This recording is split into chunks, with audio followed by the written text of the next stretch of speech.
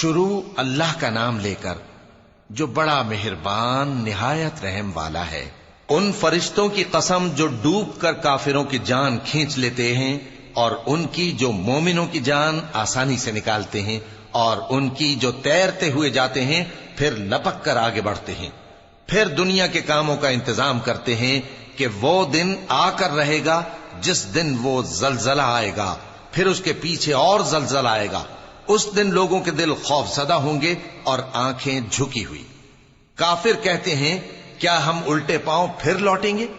بھلا جب ہم کھوکھلی ہڈیاں ہو جائیں گے تو پھر زندہ کیے جائیں گے؟ کہتے ہیں کہ یہ لوٹنا تو سراسر نقصان کر لوٹنا ہوگا۔ تو بس وہ ایک ڈانٹ ہوگی، اس وقت وہ سب میدان حشر میں آ جمع ہوں گے۔ بھلا تم کو موسیٰ کی حکایت پہنچی ہے جب ان کے پروردگار نے ان کو پاک میدان یعنی طویٰ میں پکارا اور حکم دیا کہ فرعون کے پاس جاؤ کہ وہ سرکش ہو رہا ہے، پھر اس سے کہو کہ کیا تو چاہتا ہے کہ پاک ہو جائے اور میں تجھے تیرے پروردگار کا رستہ بتاؤں تاکہ تجھ کو خوف پیدا ہو؟ غرض انہوں نے اس کو بہت بڑی نشانی دکھائی مگر اس نے جھٹلایا اور نہ مانا، پھر لوٹ گیا اور تدبیریں کرنے لگا۔ سو اس نے لوگوں کو اکٹھا کیا، پھر بلند آواز سے بولا، سو کہنے لگا کہ تمہارا سب سے بڑا مالک میں ہوں۔ تو اللہ نے اس کو دنیا اور آخرت دونوں کے عذاب میں پکڑ لیا۔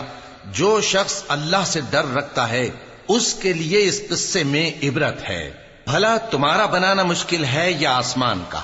اللہ نے اس کو بنایا، اس کی چھت کو اونچا کیا، پھر اسے برابر کر دیا، اور اسی نے رات تاریک بنائی اور دن کو دھوپ نکالی، اور اس کے بعد زمین کو پھیلا دیا۔ اسی نے زمین میں سے اس کا پانی نکالا اور چارہ اگایا اور اس پر پہاڑوں کا بوجھ رکھ دیا۔ یہ سب کچھ تمہارے اور تمہارے مویشیوں کے فائدے کے لیے کیا۔ پھر جب وہ بہت بڑی آفت آئے گی اس دن انسان جو محنت وہ کرتا رہا یاد کرے گا، اور دوزخ دیکھنے والے کے سامنے لا کر رکھ دی جائے گی۔ اب جس نے سرکشی کی اور دنیا کی زندگی کو مقدم رکھا تو اس کا ٹھکانہ دوزخ ہی ہے۔ اور جو اپنے پروردگار کے سامنے کھڑے ہونے سے ڈرتا اور نفس کو بیجا خواہشوں سے روکتا رہا تو اس کا ٹھکانہ بہشت ہی ہے۔ اے پیغمبر صلی اللہ علیہ وآلہ وسلم، لوگ تم سے قیامت کے بارے میں پوچھتے ہیں کہ اس کی آمد کب ہے، سو تم اس کے ذکر کی طرف سے کس فکر میں ہو؟ اس کا منتہا یعنی واقع ہونے کا وقت تمہارے پروردگار ہی کو معلوم ہے۔ جو شخص اس سے ڈر رکھتا ہے تم تو اسی کو ڈر سنانے والے ہو۔